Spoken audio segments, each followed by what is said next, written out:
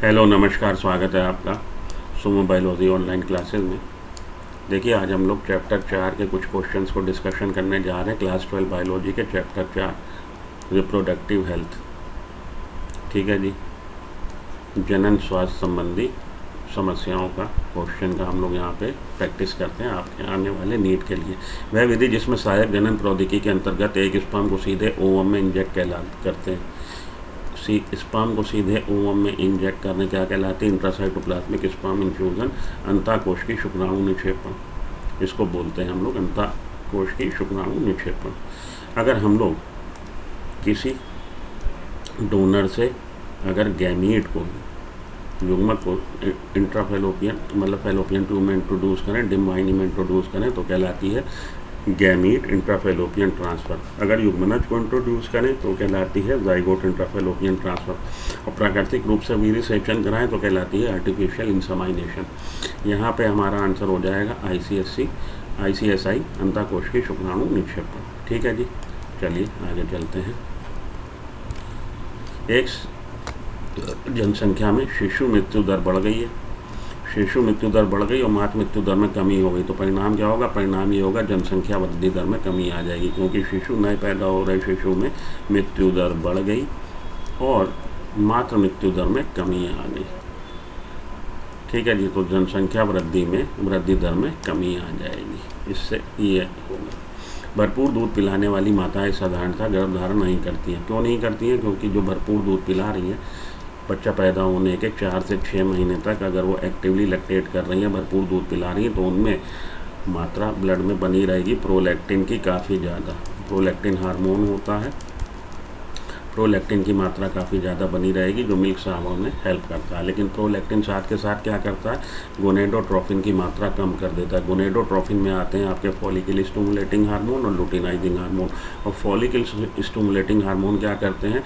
Primary oocyte का conversion या development tertiary oocyte और ग्रैफिन फॉलिकल में मतलब अंड बनने की प्रक्रिया को बढ़ावा देते हैं। तो इनका मात्रा कम हो जाएगी, इस वजह से अंडोत्सर्ग नहीं होगा, इस वजह से निषेचन नहीं होगा। आगे चलता हूँ मैं चौथे क्वेश्चन की तरफ। आपातकालीन गर्भ निरोधक प्रभावशाली होते हैं यदि इस अवधि में प्रयोग किया जाए। तो आपातकालीन गर्भ निरोधक का लेडी इस्तेमाल कब करना चाहेगी? रेप के केस में, बलात्कार के केस में। और बलात्कार के प्रोडक्ट को क्यों पालना चाहेगी? तो बलात्कार के केस में या असंयमित अगर उन्होंने मैथुन कर लिया, कपल ने बगैर किसी प्रिकॉशन के, वो वैसे तो प्रिकॉशन लेते हैं, गर्भ निरोधक का इस्तेमाल करते हैं, लेकिन मानिए अगर किसी वजह से वो लोग नहीं कर पाए उसको, तो क्या होगा? तो गर्भधारण होने के चांस बन जाएंगे। इस वजह से संभोग के अगर 72 घंटे के अंदर वो आपातकालीन गर्भ निरोधक का इस्तेमाल कर लें तो गर्भधारण करने से लेडी बच सकती है। तो संभोग के 72 घंटे के अंदर। और इनमें होता क्या? अल्पकालीन गर्भ निरोधक गोलियों में क्या होता है? प्रोजेस्टेरोन ईस्ट्रोजन की प्रिपरेशन होती है। तो प्रोजेस्टेरोन ईस्ट्रोजन की प्रिपरेशन का इस्तेमाल कर सकते हैं या इंट्रायूटेराइन डिवाइसेस का इस्तेमाल कर सकते हैं वो लोग गर्भधारण से बचने के लिए। नीचे दिए गए कथनों में से सही कथन चुनें। इंट्रायूटेराइन डिवाइस सामान्यतः उपयोगकर्ता द्वारा स्वयं नहीं कर पाते, इसके लिए प्रशिक्षित नर्स की या मतलब कहिए कि सहायक की ज़रूरत है। इंट्रायूटेराइन डिवाइस गर्भाशय में वृक्षाणु क्रिया बढ़ा देती है। बिल्कुल ठीक बात है, ये स्टेटमेंट ठीक है। अंतरा गर्भाशय की युक्ति युग्मक जनन को कम करती है, गैमेटोजेनेसिस को कम करती है, ये बात ठीक नहीं है। इंट्रायूटेराइन डिवाइस एक बार डालने के बाद प्रतिस्थापित करने की आवश्यकता नहीं होती, नहीं, इसकी एक डेफिनेट लाइफ है, 2 साल 3 साल 4 साल, उसके बाद इसको ज़रूरत होती है रिप्लेस करने की।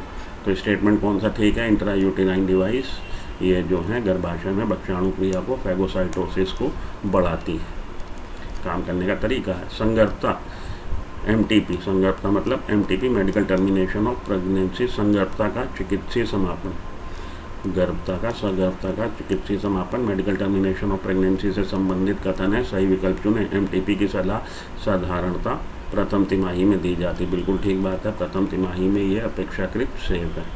ठीक है जी, MTP का गर्भ निरोधक विधि के रूप में काम प्रयोग किया जाता नहीं है। गर्भ निरोधक विधि के रूप में इसको इस्तेमाल नहीं किया जाता। एमटीपी हमेशा शल्य क्रिया द्वारा होती है, ये बात भी ठीक नहीं है। पिल्स के द्वारा भी हो सकती है, मौखिक गोली के द्वारा भी। एमटीपी मेडिकली प्रशिक्षित व व्यक्तियों द्वारा की जाती है, मेडिकली प्रशिक्षित व्यक्तियों द्वारा, ये बात भी ठीक है। तो ए और डी स्टेटमेंट आपका ठीक है, इसलिए A+D ये वाला विकल्प चुन लीजिए। आगे चलता हूँ। नीचे दिए गए यौन संचारित रोगों में से उस रोग को पहचानें जो विशेष रूप से जनन अंगों को प्रभावित नहीं करता। तो सिफिलिस में होती है, गोनोरिया में जनन अंग प्रभावित हो जाते हैं, जेनाइटल वार्ड्स में प्रभावित हो जाते हैं। एड्स विशेष रूप से जनन अंगों पे काम नहीं करता, तो एड्स जनन अंगों को बहुत ज़्यादा प्रभावित नहीं करता। चलिए आगे चलूँ। जाइगोट इंट्राफैलोपियन ट्रांसफर प्रक्रिया से संबंधित सही कथन चुनें। एक दाता महिला से संग्रहित ओवा को जाइगोट बनाने के लिए फैलोपियन ट्यूब में ट्रांसफ़र करते हैं, उसके लिए टर्म यूज होता है गैमीट इंट्राफैलोपियन ट्रांसफ़र, ना कि जाइगोट। एक दाता महिला से संग्रहित जाइगोट को डिम्ब वाहिनी में स्थानांतरित करते हैं, ये कथन ठीक है, बी वाले को चुन लीजिए, बी वाला स्टेटमेंट ठीक है। एक दाता महिला से संग्रहित जाइगोट को गर्भाशय में करेंगे तो वो कहलाएगा जाइगोट इंट्राफैलोपियन ट्रांसफ़र। एक दाता महिला से संग्रहित जाइगोट को गर्भाशय में स्थानांतरित करते हैं, जाइगोट इंट्राफैलोपियन, ये कहलाएगा आपका इंट्रा यूटेराइन ट्रांसफ़र, यूटेरस में किया जा रहा है, ये कहलाएगा इंट्रा यूटेराइन ट्रांसफ़र, IUT। ठीक है जी, तो पहले वाला ही ठीक है, ये कहलाएगा IUT। एक दाता महिला से अंडाणु को अगर करेंगे तो कहलाएगा गिफ्ट। आगे चलता हूँ। निम्नलिखित में से कौन सी यौन संचारित संक्रमण पूर्ण रूप से ठीक नहीं होता? तो इनमें से कौन सी STDs हैं, सेक्सुअली ट्रांसमिटेड डिजीज़ हैं, जो पूर्ण रूप से हमारी जो हैं इनक्योरेबल हैं, नहीं ठीक होती? एक तो हेपेटाइटिस B है जो ये चौथे नंबर पर दी है, एक HIV है, एक जेनाइटल हर्पीज़ है। इन तीन में से यहाँ पे आपको विकल्प यकृत शोथ B दे रखा है, तो हेपेटाइटिस B ऐसी डिजीज़ है जो इनक्योरेबल है। गोनोरिया का सही टाइम पे डायग्नोसिस और क्योर हो जाए, ट्रीटमेंट हो जाए, क्योर हो जाएगी, ट्राइकोमोनियासिस भी हो जाएगी, सिफिलिस भी हो जाएगी। आंसर क्या हो जाएगा हमारा? विकल्प नंबर D का चयन कर लीजिए, ये हो जाएगा। आगे चलते हैं। नीचे कुछ यौन संचारित रोगों की सूची दी जा रही है। बैक्टीरिया जनित रोगों को पहचाने। गोनोरिया हमारा निसेरिया गोनोरियाई से होता है, बैक्टीरिया है, बैक्टीरियल डिजीज़ है। HIV वायरल डिजीज़ है। सिफिलिस एंड यकृत शोथ B भी वायरल, ये दोनों वायरल हैं, और सिफिलिस हमारी ये भी आपकी बैक्टीरियल डिजीज़ है। ट्रेपोनिमा पैलिडम से होती है और ये निसेरिया गोनोरियाई से होती है। तो A और C हमारी बैक्टीरियल ओरिजिन की डिजीज़ है, इनको चुन लीजिए। एड्स इनमें से कौन सी विधि से नहीं फैलता? लैंगिक संभोग के द्वारा फैलता है, रोगी के द्वारा कमरा साझा करने से, हाँ कमरा साझा करने से नहीं फैलता। रक्तदान से फैलेगा, रोगी के साथ इंजेक्शन वाली सुई साझा करने से फैलेगा। तो रोगी के साथ कमरा अगर आप शेयर कर रहे हैं तो एड्स होने के चांस नहीं है। यकृत शोथ B का संचारण इससे हो सकता है, रक्तदान से हो सकता है, अंतरंग शारीरिक संबंध से, सेक्सुअली ट्रांसमिटेड डिजीज़ भी है, लैंगिक रूप से, लैंगिक जनन के द्वारा भी, लैंगिक संबंध के द्वारा भी, उपरोक्त सभी को टिक लगा लीजिए।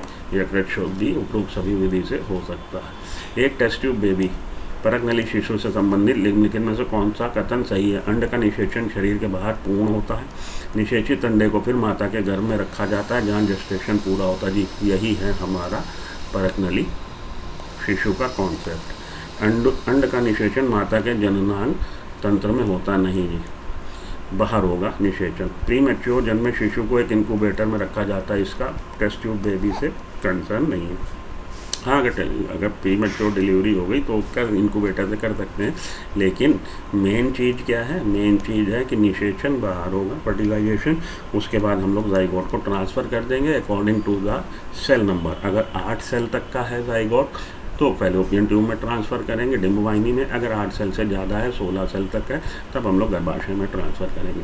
अंडे का निषेचन और भ्रूण की वृद्धि एक बड़ी परक नली में पूर्ण होती नहीं, ये बात भी गलत है, ये बात भी गलत है, ये बात भी गलत है। विकल्प नंबर 1 का चयन कर लीजिए। आगे चलता हूँ।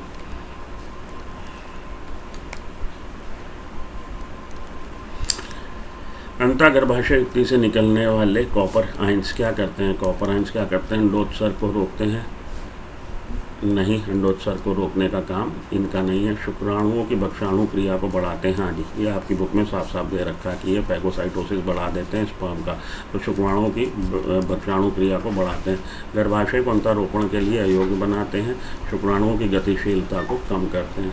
आपने किसको चुन लेना है? आपने चुन लेना है शुक्राणुओं की भक्षाणु क्रिया को बढ़ाते हैं, फैगोसाइटोसिस इंक्रीज कर देते हैं। निम्न में से सही विकल्प चुनें। कंडोम शुक्राणुओं की गतिशीलता को कम करते हैं? नहीं जी, वो बैरियर का काम करते हैं, बाधा का, गतिशीलता को नहीं कम करते। इंट्रायूटेराइन डिवाइस को प्रशिक्षित नक्शों द्वारा अंदर डाला जाता है, ये कथन ठीक है। डायफ्राम वॉल्व्स स्त्री व पुरुष दोनों के लिए होते हैं, डायफ्राम वॉल्व्स केवल स्त्री के लिए होते हैं, कथन सही नहीं है। बंध्याकरण गर्भ धारण को रोकने की अंतिम विधि है। हाँ जी, ये टर्मिनल स्टेज है, तो हमारा सही 2 और 4 हो गया। विकल्प नंबर सी को चुन लीजिए। सेकंड ऑप्शन और फोर्थ दोनों सही हैं, तो 2 और 4 को चुन लीजिए। महिलाओं द्वारा जन्म नियंत्रण हेतु उपयोग की जाने वाली युक्ति है, डायफ्राम है, कंडोम है, कॉपर टी है, उपरोक्त सभी का इस्तेमाल महिलाएं करती हैं। कॉपर टी का क्या काम है? कॉपर टी का काम है निषेचन को रोकना। अंडोत्सर्ग को रोकना नहीं है, कॉपर टी का काम नहीं है। ब्लास्टोसिस के अंतरोपण को रोकना, ये काम कॉपर टी का नहीं है। युग्मक जनन को रोकना, ये काम भी कॉपर टी का नहीं है। निषेचन को रोकता है कॉपर टी। प्रोजेस्टेरॉन की गोलियां गर्भधारण को इसे अवरुद्ध करके रोकती हैं। प्रोजेस्टेरॉन की गोलियां गर्भधारण को इसे अवरुद्ध करके रोकती हैं। अंड निर्माण को, निषेचन को, अंतरोपण को, या इसमें से कोई नहीं। तो प्रोजेस्टेरॉन की गोली कैसे रोकती है? प्रोजेस्टेरॉन की गोली अंड निर्माण की प्रक्रिया को बाधित करती है, अंड निर्माण को रोकती है। ठीक है, ये आपके बुक में हालांकि है नहीं। मौखिक रूप से ली जाने वाली गर्भ निरोधक गोलियों का मुख्य अवयव क्या है? मुख्य अवयव होता है प्रोजेस्टेरॉन और ईस्ट्रोजन। जो ओरल पिल्स है उनमें मुख्य रूप से ईस्ट्रोजन, प्रोजेस्टेरॉन है। एमनियोसेंटेसिस, उलभ भेदन द्वारा निम्न में से कौन सा विकार पता नहीं लग पाएगा? तो ये पता लगाया जाता है इसमें क्रोमोसोमल डिसऑर्डर्स का। डाउन सिंड्रोम क्रोमोसोमल डिसऑर्डर है, हीमोफीलिया जेनेटिक डिजीज़ है, क्रोमोसोमल डिसऑर्डर है, टाइफॉइड, सिकल सेल एनीमिया, ये भी आपका क्रोमोसोमल डिसऑर्डर है। तो टाइफाइड इससे पता नहीं लगेगा, हाँ इन तीनों का पता लग जाएगा, डाउन सिंड्रोम का, सिकल सेल एनीमिया का, हीमोफीलिया का। ठीक है जी, आगे चलूँ? ओके।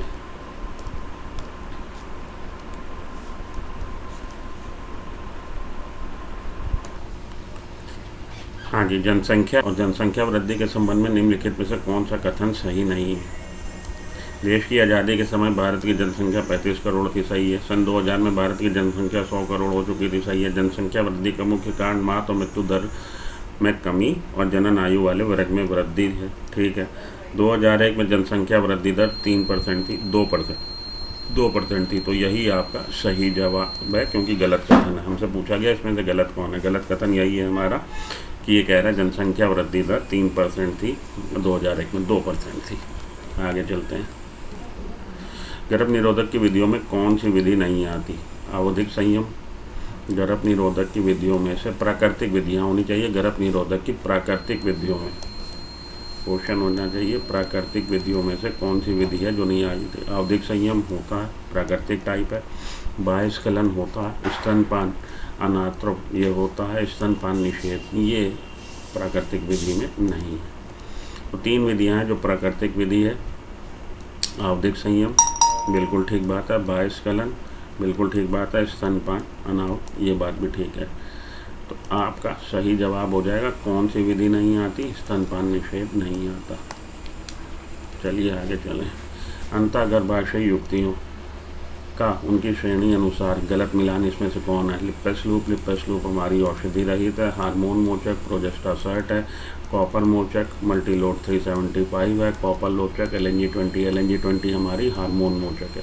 तो यही वाला हमारा आंसर हो जाएगा। ये जो मिलान है ये मिलान सही नहीं है, कॉपर मोचक। कॉपर टी अगर लिखा होता तो सही होता। आगे चलता हूँ। सहेली गर्भ निरोधक के संबंध में निम्नलिखित में से कौन सा कथन गलत है? इसकी खोज लखनऊ में हुई, केंद्रीय औषध अनुसंधान संस्थान में बिल्कुल ठीक बात है। यह सप्ताह में एक बार ली जाने वाली गोली है, बिल्कुल ठीक बात है। इसमें एक स्टीरॉयडल प्रिपरेशन है, स्टीरॉयडल प्रिपरेशन ये नॉन स्टीरॉयडल प्रिपरेशन है, तो ये कथन गलत है। इसके दुष्परिणाम कम और निरोधक क्षमता ज़्यादा है, ये बात भी ठीक है। कथन कौन सा हमारा विकल्प सही हो जाएगा चुनने वाला? 3। संगर्भता के चिकित्सीय समापन के लिए गलत कथन चुने। हर साल संसार में 45 से 50 मिलियन गर्भ चिकित्सीय समापन कराए जाते हैं, ठीक बात है। भारत सरकार ने इसके लिए कानून बनाया 1971 में, ठीक बात है। संगर्भता की पहली तिमाही में इसको अपेक्षाकृत आसान माना जाता, ठीक बात है। दूसरी तिमाही में किसी भी परिस्थिति में कानून इसकी इजाज़त नहीं देता, ये बात गलत है। तो अगर कंडीशन ऐसी हो कि ये प्रेगनेंसी को कंटिन्यू करना माँ के लिए और जो बच्चा जन्म लेने वाला है उसके लिए, कि वो भी कन्फाइंड टू बेड होगा, मतलब वो इस तरह का जन्म जिएगा कि वो कायिक जन्म जिएगा, वो इस काबिल ही नहीं होगा कि चले फिरे, तो उस कंडीशन में अलाउ कर दिया जाएगा सेकंड ट्राइमेस्टर में भी। अगर किसी महिला की दोनों डिम्ब नलियाँ अवरोध है तो उसमें से कौन सी विधि उसके लिए लाभ नहीं दे सकती? परक नली शिशु दे सकता। परक नली में आपने सबसे पहले क्या करवाया, आपने फर्टिलाइजेशन करवाया। फर्टिलाइजेशन करवाने के बाद आपने जाइगोट को ट्रांसफ़र कर देंगे किसमें, यूटीरस में, तो ये तो ठीक है। जाइगोट इंट्रायूटेराइन ट्रांसफ़र, इसमें भी हेल्प मिल जाएगी, उसको लाभ देगी। युग्मक डिम्ब नली ट्रांसफ़र, अगर हम गैमीट का ट्रांसफ़र कर देंगे तो डिम्ब नली तो, क्योंकि वो चोक है, वो जाम है, तो फिर उससे कोई फ़ायदा नहीं होगा। तो गैमीट इंट्राफैलोपियन ट्रांसफ़र से कोई फ़ायदा नहीं होगा। उपरोक्त सभी नहीं चुन सकते, ये दोनों ए और बी तो उसको फ़ायदा दे रही है। परक नली शिशु से वो गर्भ धारण करके बच्चा पैदा कर देगी, जाइगोट इंट्रायूटेराइन ट्रांसफ़र से कर देगी, लेकिन युग्मक डिम्ब नली में ट्रांसफ़र करने से बच्चा वो पैदा नहीं कर पाएगी, तो कोई फ़ायदा नहीं होने वाला। हमसे ही पूछा जाता है कि इनमें से कौन सी विधि जो है उसको फ़ायदे नहीं दे पाएगी, तो ये आप चुन लीजिए हम लोग का युग्मक डिम्ब नली स्थानांतरण करने से उसको कोई फ़ायदा नहीं होने वाला। तो ये कुछ क्वेश्चन थे आपके चैप्टर 4 के। अगले किसी लेक्चर में आपसे मिलता हूँ फिर से किसी और चैप्टर के साथ। कोशिश करूँगा इस बार हैंड राइटिंग अच्छी लिखूँ और आप लोग के लिए कुछ फ़ायदा हो। अगर आप यहाँ तक आए हैं तो लाइक कर दीजिए और चैनल को सब्सक्राइब कर लीजिए। मिलते हैं ब्रेक के बाद। Till then good luck, good bye, thank you.